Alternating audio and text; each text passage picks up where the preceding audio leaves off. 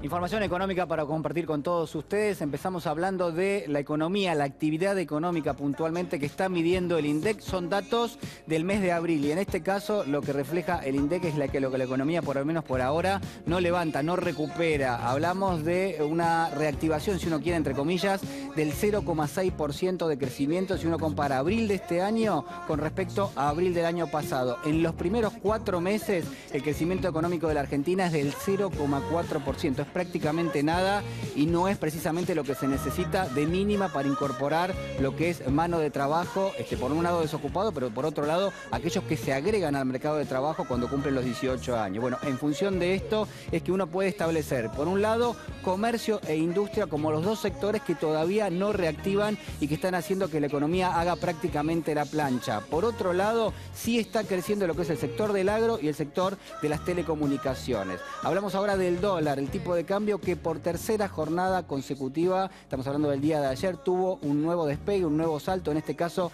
hasta prácticamente los 16 pesos con 70. El dato fundamental es que sube el dólar mayorista, el dólar más importante, aquel que negocian los bancos, las casas de cambio, las empresas, las más importantes de la Argentina. Bueno, el dólar mayorista llegó a 16 pesos con 45 y hay dos factores que hacen que suba el dólar. Por un lado, se agrega demanda a ese mercado, cada vez hay más sectores que están demandando dólares, tiene que ver obviamente con una cuestión electoral, en todos los países pasa, en la Argentina también, que cuando viene época de elecciones hay quienes buscan algún tipo de cobertura. Bueno, en la Argentina esa cobertura se llama dólar. Del otro lado, la oferta a los agroexportadores, bueno, están vendiendo menos. ¿Por qué? Por un lado están esperando que la soja reacomode el precio hacia arriba, es decir, esperan para tener un mejor precio de la soja a la hora de exportarlo. Y el otro dato es que como el dólar va subiendo, si ya tienen dólares en el bolsillo y tienen que salir a venderlos en el mercado, también esperan para que les den más pesos por cada uno de esos dólares que van a vender en la plaza.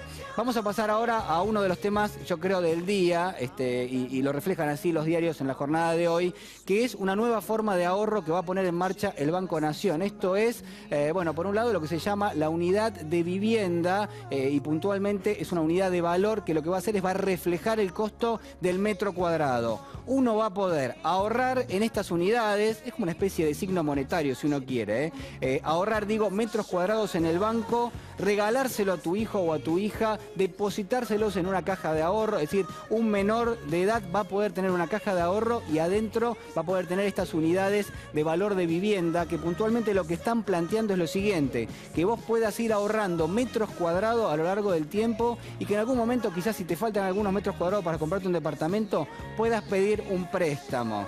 Así que atención porque es una información que es, que es relevante. Algo que no entiendo, Juli, sí. Explícame. Es que hay un precio común, ¿cómo haces para que Recoleta valga lo mismo que Mayo? ¿Cómo es el...?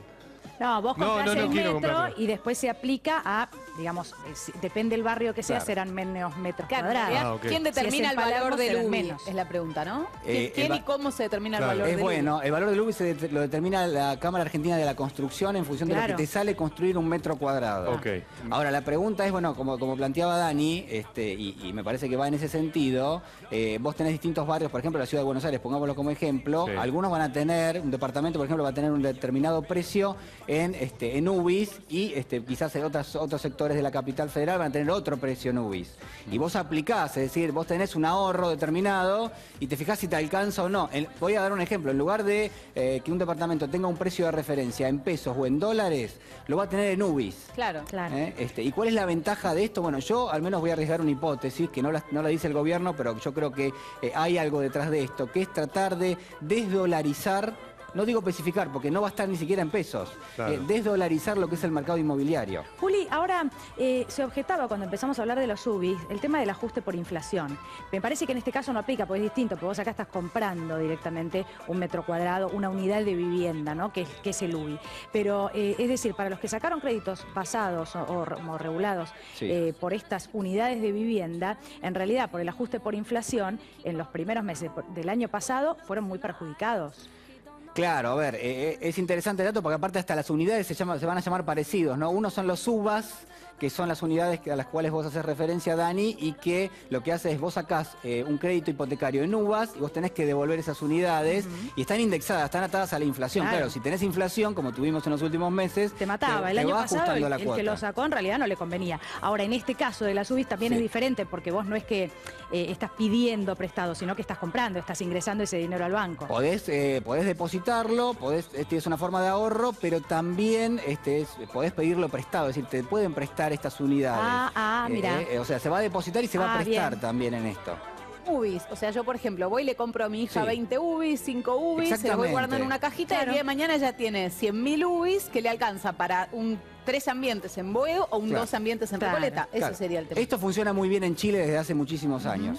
Prácticamente desde que Chile...